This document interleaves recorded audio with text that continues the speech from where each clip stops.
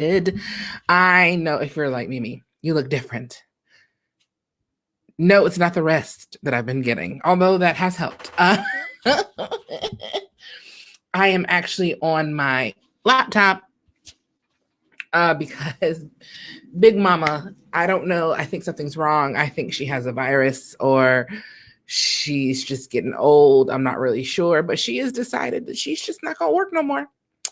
Well, not right now. So let's just find out. We'll find out. That I've been getting. Oh, you can hear me. Whew. So I am doing it from a Chromebook, and we're just going to keep it rocking and rolling because we don't stop over here. Okay. We keep moving. Okay. So if you are here, let me know.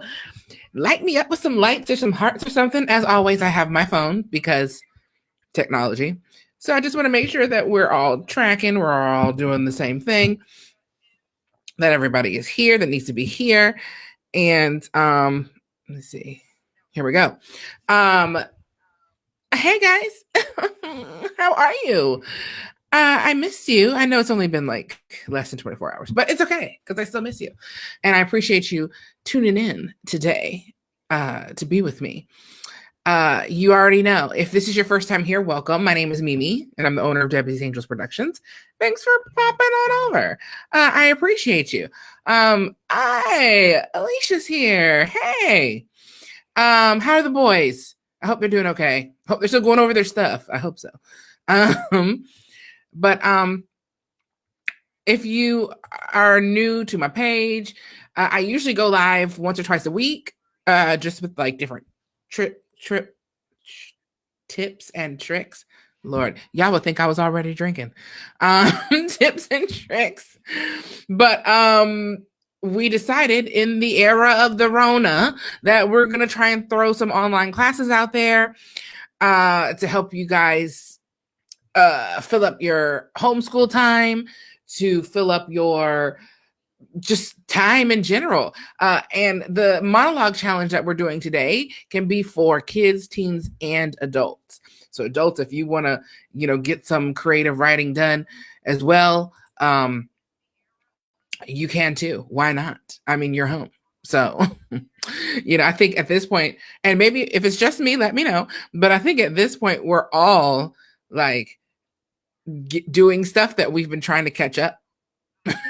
You know what I mean? Like there's a project or a DIY or a craft that you've been wanting to work on for a long time and haven't had the chance. Well, now might be the time. I know me personally, I have been visual journaling so much, like so much, and trying to finish getting my living room together because there's some pictures I want to hang and there's some things I want to make for the walls and try and decide what to do with these box of DVDs and just a whole bunch of stuff. At first, I was just going to give them away. But then I have to tell you, during the hurricanes, and let me know if this is anybody else, the only thing that was working, there was no cable, but we had DVDs and my grandma's DVD player. So we were able to watch DVDs. So that's why I'm like, maybe I should hang on to my DVDs. I don't know. What do you guys think? Should I give them away or should I hang on to them? You let me know. And don't forget to hit that arrow, spread the love, let the folks know to come on in here. If you are watching this in the replay, give me the word replay in the comments. Thank you so much for coming back and watching and listening to what I have to say because I often feel like no one does. So thank you for that. Also, where are you at? Where are you at? I know it is grammatically incorrect. I did that on purpose. Where are you at?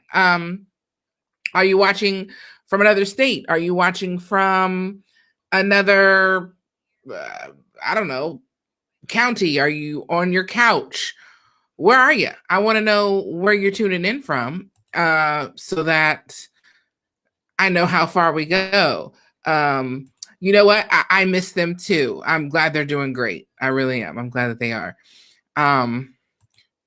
You buried what in storage, Chelsea? What did you bury in storage? What did you bury? You're in your PJs in Hubert. Nice.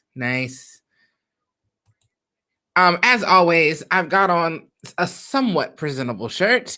It's just this old sweater and of course some sweatpants because y'all ain't gonna see that. So hey Jessica. So we're gonna do some slides. We're gonna do all types of stuff today. I'm excited.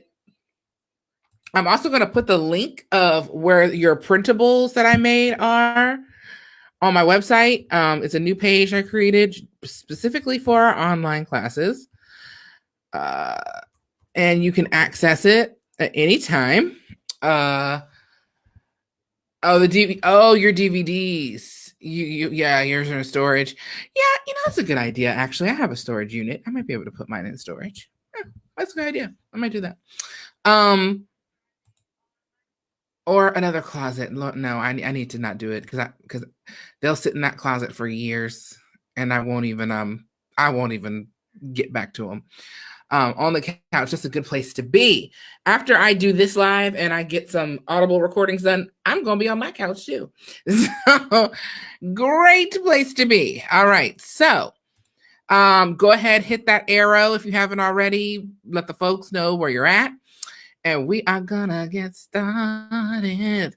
I have a little presentation because that's how I do things. And let's see here. Now, those of you who tuned in last night know that the internet was crazy. I think everyone and their grandma was on.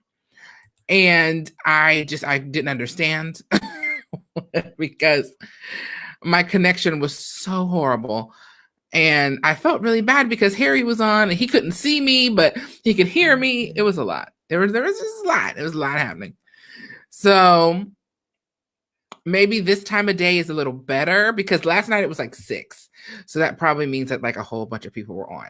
But right now, I think it is a lot better today too. It has to be the time of day is what I'm guessing. Which is crazy. So what I might end up doing, because tomorrow morning, by the way, guys, tomorrow morning, Shelby is coming on and she's going to be doing like a stretch.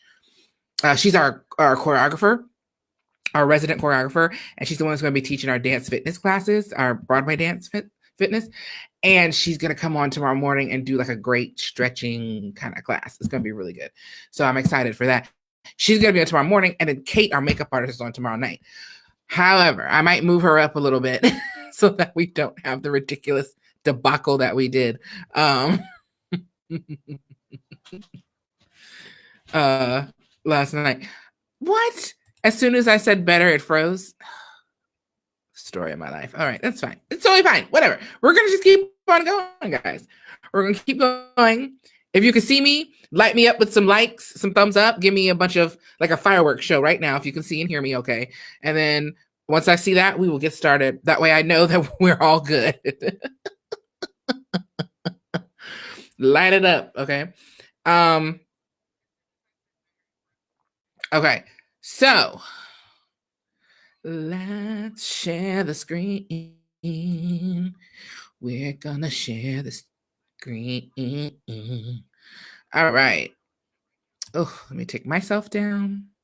Here. All right. So, monologue challenge day 1, guys. All right. Let's see here. All right. So, what is a monologue? I get this all the time. All the time. Rightfully so. I get it because it's not just a word that you say every day, right? You don't use it in everyday language. You don't go around saying the word monologue. So monologue is from the Greek word mono, alone, and logos, speech, okay? And the textbook definition is it is a speech of some duration addressed by a character to a second person in order to express his or her thoughts and ideas aloud.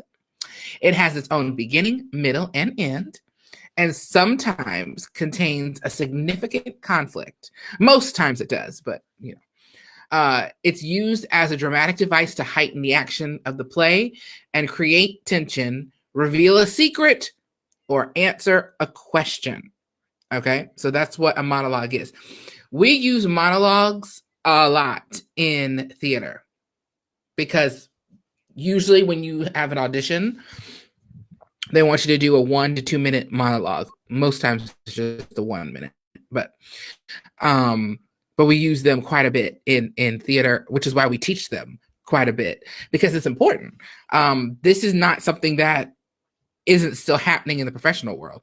You still have to do a monologue, and for the actual audition. After that, if you get called back, that's usually when they bring the sides and all that in for you to read from the script. But to get to the audition, you need to have a good monologue. But today we're going to talk about writing one, because I think that could be really fun. Okay. So, did you know a little fact? Okay, here's your history lesson, kids. Then you could tell your parents you don't have to do history today because you just got a lesson. Okay. When ancient Greek theater began, only a single actor would appear on stage along with the chorus. Dialogue developed later and was not part of its earliest plays. Monologues were the only way that a character communicated information. One of the key purposes of these monologues was to indicate the passage of time within scenes and as entrances and exits by characters. Can you imagine? Like, that you would sit and look at a play and it was only one actor on the stage. And the chorus back then was usually like a group of people kind of hanging out. Catherine, oh my gosh. Hey girl, long time no see. Hey Courtney. They were usually a group of people hanging out, on the side of the stage somewhere, chiming in with whatever they chimed in with. They weren't like the focus like the actor was for monologues. And sometimes, I guess you could kind of say that sometimes happens today in theater, where you have like a solo, but you have background voices or whatever the case may be. Willie, oh my goodness. Hey, Willie. How are you, girl? Oh my goodness, so many blasts from the past tuning in. Catherine, Courtney, Willie, my goodness, how are you ladies? Miss you guys. All right, so types of monologues, all right? It's pretty simple, to be perfectly honest. You have dramatic, which is thoughtful and serious, right? The deep ones that are usually about some sort of conflict all the time. Then you have comedic, which is the heightened drama, but funny, right? So it's basically a funny story, funny monologue.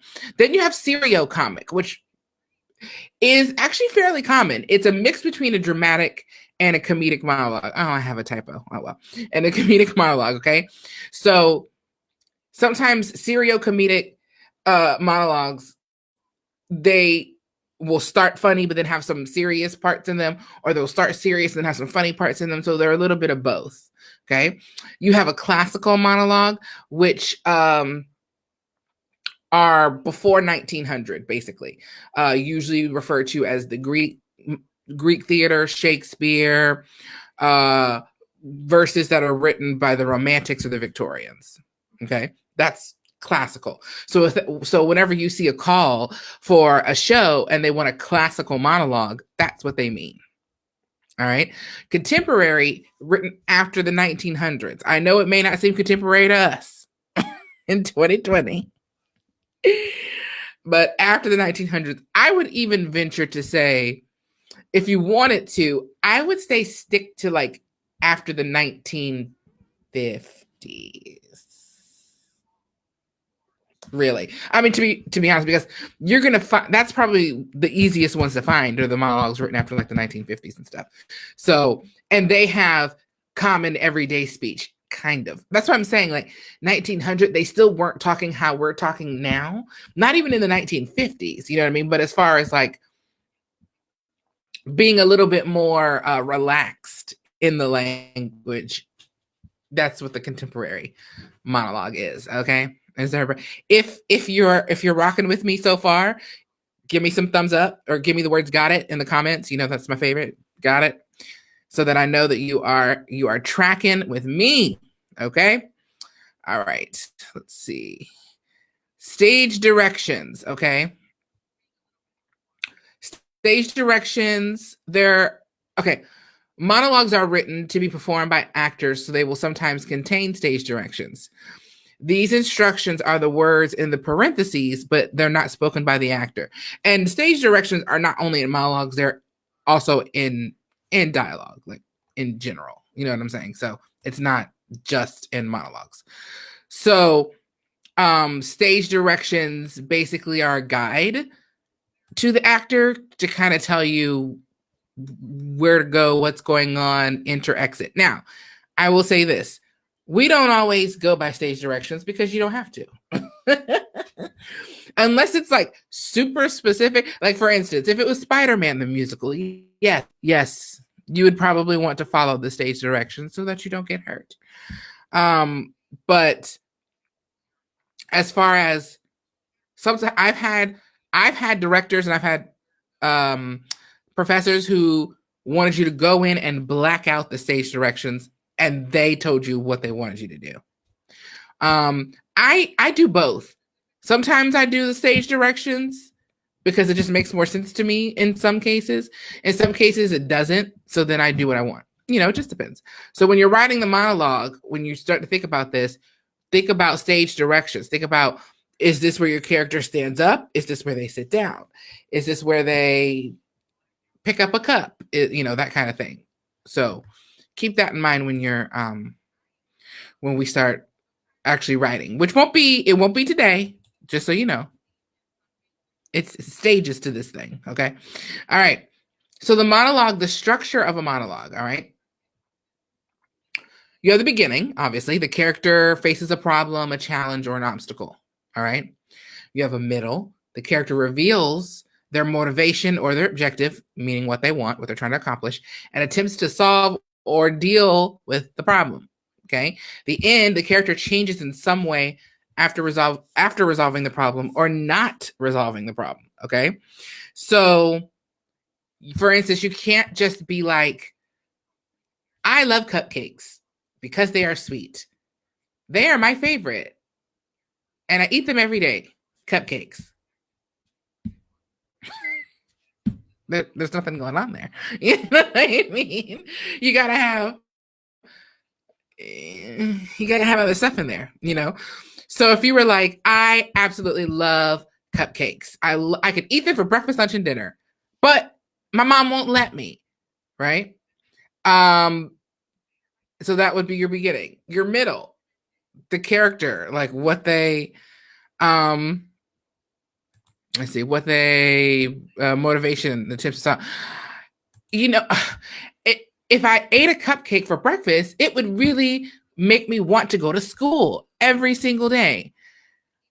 Maybe I can convince my mom to let me eat half a cupcake. So that's the middle. The end, okay? So I talked to my mom about this, and she said to me, okay, I'll make you a deal. When you get home from school today, you can have 2 cupcakes. And I jumped out of bed, ate my eggs, and got on the bus. I can't wait to get home. The end. Because we resolved it, right? Mom said, okay, fine. But you come back and it you get 2 cupcakes. You know what I mean? I literally just pulled that from my brain just now. Just pulled it from my brain just now. So yeah, Alicia, it's just like the hot dog monologue, right? And for him, the conflict was the mother's house that he went to didn't have hot dogs. And he was explaining like, hey, look, I love hot dogs. I can eat them 2-3 times a day. So you don't have hot dogs? Well, I can't come play, Timmy. Sorry. Let me know when you get some hot dogs. You know what I mean? That's the thing. The beginning, he's like, oh, you don't have hot dogs? And then he explains why he loves hot dogs so much. And then the resolution is, she don't have hot dogs. So you're not going to have any hot dogs today. So he goes home. You know what I mean? So yeah, it's very much like Jesus' monologue. Okay. All right. So the next part. All right. The elements of a monologue. All right. So these are going to be, hey, Harry, this is what you really got to pay attention to. Okay. The character, who is speaking, who is your character. Okay. Do not, I repeat, when you're creating a monologue, for now, stay away from saying it's you talking. Okay. Make it a person. All right. Or a mythical character or something like that. But don't say, oh, it's Mimi talking. No. Your character, who are they? right? And who is it? Your viewpoint. How does your character view the situation? Like, are they excited about what's happening right now? Are they upset about it? Are they confused about it? Are they clueless about it? Like, how do they view what's happening? The obstacle. What is standing in the way of their view of the situation? Right? If if Sally wanted that cupcake, right? And she doesn't think it's fair that her mom will give her a cupcake for breakfast. Her mom is the obstacle, right? Her mom is standing in the way of her getting that cupcake. And the conflict, the challenge is getting her mother to give her a cupcake in the morning versus at night after dinner and all that. Okay. The resolution is that her mother ended up saying, well, if you go to school and you come home, you can have 2 cupcakes. And it was resolved. She got up, she ate a regular breakfast. So mom got what she wanted. And then she got home. Now, whether or not she gave her the 2 cupcakes, I don't know. That sounds like something my mom would say, and I'd get home and I'd be like, where's my 2 cupcakes? And she'd be like, oh, I didn't say you could have the 2 cupcakes today. that is something my mother would do. But Sally's mom probably gave her the cupcakes because she said she was going to do it. Okay. So those are the main points you have to think about. And what happens is people don't. They create what turns into short stories, not so much monologues, okay? Because there's a difference. Now, can you turn a short story into a monologue? Sure. But oftentimes when people start writing monologues, it's longer than they anticipated. Therefore, it is not a monologue anymore. Okay. All right. If you're still with me, give me some got it's or some thumbs up so I know that you are here with me. All right. Some more elements. Objective. What does your character want? What are they trying to accomplish? We say this all the time in class. It's, because if you don't know, how can you perform it? Same thing with writing. If you don't know what your character wants, how can you write it? You got to know. You got to know what your character wants, right? So you have to make sure that goes with the slide before about like the conflict and all that. Tactics. What does the character do to achieve that objective? Right? What does that character do to achieve it? Sally said, well, I'm going to ask, and I'm going to say, how about this? You want me to go to school? I want a cupcake, Setting. Where does this monologue take place? This is very important. And the thing is, a lot of people don't realize how important this is. Because if Sally was in the library saying this to her mom, it probably wouldn't be, oh no, why is it distorted? What happened? What's not distorted on my end? Oh no. I wonder if I need to refresh it. Hey, Willie, what is happening over here? All right, hold on. Let me refresh it. Let me see.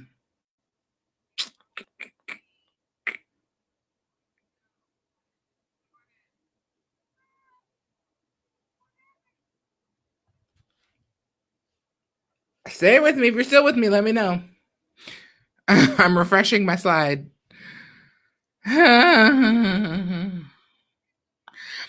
Guys, it was going too good, wasn't it? It was just going too good. It was going too good. That's what happened. All right, that's fine. Whatever. Why not? Let's see. Let's see if I can get us back on track, y'all. All right, let's see. Jeez Louise. Everybody's on the internet again.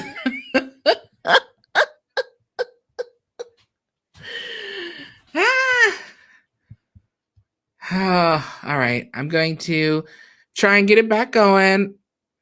If it is not distorted anymore, let me know. I click back and forth. When I'm clicking on one page, I can't see myself on the other one. So that's why sometimes I don't know what's going on. All right.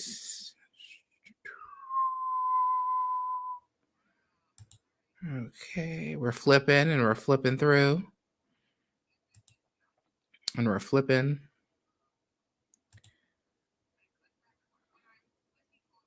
Okay, here we go. Let me know if we're good. Okay? Because story of my life.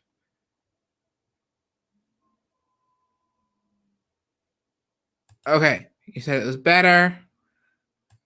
Fixed. Okay. Willie said, okay, that's better. Looks better now. Okay, whew. Sheesh. Good looking out though. Thanks for letting me know it's messed up. All right, so settings. Your setting. So, like I was saying, Sally, if she was in the library saying this to her mom, it wouldn't be like she was saying it at a football field. Do you know what I'm saying? So, or like she was shouting it from the top of the stairs to the bottom of the stairs.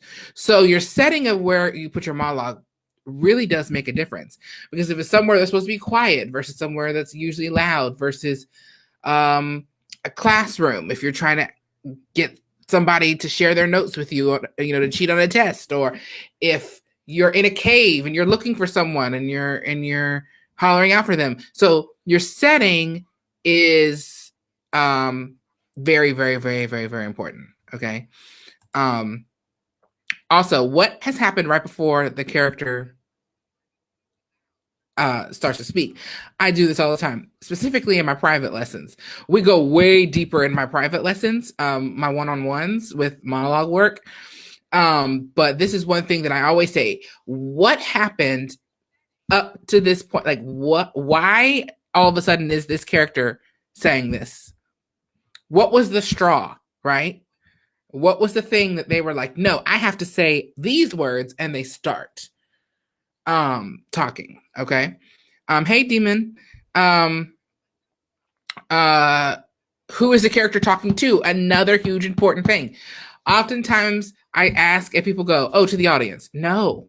No, no, no, no, no. Your character is not talking to the audience. You're looking at the audience. You're talking at them, but you are talking to somebody. In this case, Sally is talking. When she's talking about it, she could be writing in her diary. She could be talking to her best friend on FaceTime when she's like, my mom won't let me have a cupcake, but I think this is what I'm going to do. I'm going to blah, blah, blah. You know what I mean? Or her little brother or whoever, or her dad, whoever. But you're never not just talking to the audience. You are speaking to someone specifically. So when we start writing and stuff, just remember that. Who are you talking to? Also, is this a comedic, dramatic, serial comedic? And why? Okay, you got to choose what kind of monologue I'm going to write. Am I going to write a serious one, a dramatic one?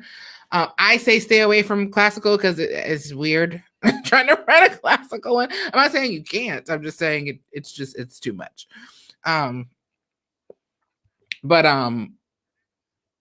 now I will say this: if you are writing a contemporary monologue that is set in 1933, you have to do a lot of research and be aware of the type of language you are using, because you can't say stuff like lit. You know what I'm saying? You can't be like, that fire was lit, or that party was lit, that ball was lit. Like, I mean, that's just not what that's not what they said in 1933. So you have to make sure you are following the right lingo, depending on, when you decided to have your where you decide to have your monologue. Okay. All right. So this is what's gonna happen. You're gonna do this one thing. You're gonna choose a monologue that's age appropriate from the link that I put in the comment section earlier.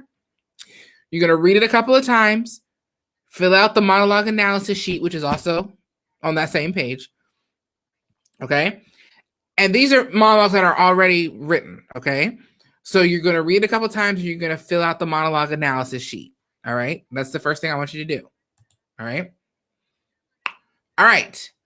After you've done that and you've got a pretty good grasp on doing it, I want you to choose a character in a specific scene or one of the fairy tale prompts on our website.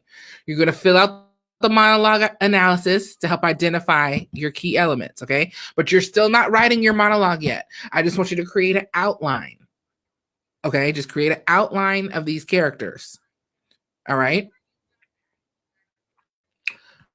When you finish doing your outline and improvise your monologue, you can improvise live with me on Friday. All right. Again, this is not your finished product. This is just you making an outline and talking through the key elements and points that we talked about today. Okay. That's what this is. Don't skip ahead. It's fine to brainstorm because you might look at these prompts and go, ooh, but I could do this one. Ooh, but I could do the one that speaks to you. Okay. So I've broken it down. There is a sheet. So for the first one that I said, before you do this part, when you do this part right here coming up, when you choose your monologue, there's a sheet for kids and teens. You can choose one of those. There's a sheet for adults. You choose a monologue on that. Okay. And there's also, then you'll see monologue prompt and monologue analysis. That's on the same file, okay? So you're going to choose one of the monologues, and you're going to do a monologue analysis on it, okay? After you've done that and grasped it, you're then going to choose one of the prompts from the sheet. Again, it's broken up. There's a kids and teens prompt, and there's an adult prompt. And you're going to kind of improvise, right? And brainstorm and outline an idea for this monologue. And then on Friday, we'll come back together and we'll talk about it. All right. Makes sense? Everybody on board? Who has some ideas right now already? If you got a chance to look at it. Listen, it absolutely could be funny. It absolutely could. But the thing is, are you going from the point of view of the street kid, or are you going from the point of view from the person who lived in 1930? So two totally different points of view. So you can decide, which one you want to do. Either one of those would be great. So our final monologue will have to be from the characters. Not necessarily. This is just to kind of get your own creative mind flowing, right? That's what these prompts are. Or if you like it, then yes, you can use it. But these are just exercises to get your mind flowing, right? Because in a couple more lessons, there probably should be about 4 more. You might by then already have some characters in mind and some outlines in mind of what you want to do.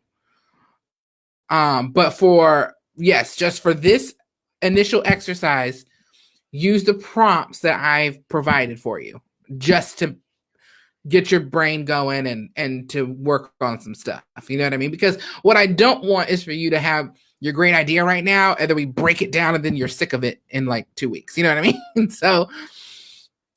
So go with the prompts that I gave you. And then once we get to the next steps, where I'll be saying, now think of something else or try this or try that, then you can use that. But again, if we get further and you really love one of the prompts that I gave you, then you can do that too. So that's fine too. Okay. All right, everybody. I think we got through with like minimal mess up digitally. A little bit. I think we did okay. All right. So thank you so much for tuning in today. Don't forget to go to the link that are in the comments. And that's where you'll be able to find your all your PDFs. Okay. And I'm a paper girl. I know it's horrible, and I do really try and do my part to save, reduce my carbon footprint, but I love working on paper, which is another reason I created a PDF, because I like to print and write. Even when I write shows or skits, oftentimes I write a lot of the idea out on paper and then I type it into form. So, I mean, you do whatever you need. If you're easier with like typing only, then do that. If not, use the paper. It's up to you. This is your creative time. Whatever works for you. But I'm asking you to take the time, right? Give yourself 20 minutes, 30 minutes to go through this and go through just the first steps, right? Everyone can leave you alone for 20 minutes. They just can. They can leave you alone. They'll be okay. Well, I know, but you may not necessarily, if you have like a clipboard and your paper, you just get yourself in the corner, grab you a cup of coffee, put on your headphones, and just go for it. Oh, by the way, I don't know how you guys work, but I always have to have something playing in the background. So Will Smith uploaded on YouTube like some music to like what do you call it? Like music to create to, or quarantine music or something like that. And I think it's like an hour and a half of just like some real chill music. I listen to Kiefer, Kiefer. I really like his stuff. When I'm, or show tunes, obviously, depending on, what I'm working on. But if that helps you too, put something like that on, because it might inspire you. It takes an hour to get your printer set up. Well, okay. Well, do the best you can. But do it. Just take the time and do it for yourself, guys. Okay. I mean, we have some of the time. But yeah, so tomorrow morning we're gonna do some stretching. And then tomorrow night, I might move it up to like 4 instead of 5, just because of the interwebs. We will do some stage makeup, which is gonna be fun. And then that's Thursday, right? Then Friday, I'll meet you guys back here. And anyone who joins on replay, same thing. Anybody who is watching this or joins on the replay and is ready to do it, or if you spread the love of this post and we got some other people joining in, you work at your own pace. It's on Facebook Live. It's going to be here until Facebook isn't. So, and I'm going to upload this video on that same page on my website. That way, you guys have it and can work on it. All right. All right, guys. Thank you so much, and I will see you tomorrow. Bye. Wash your hands. Stay safe. Stay healthy. Wash your hands. Bye.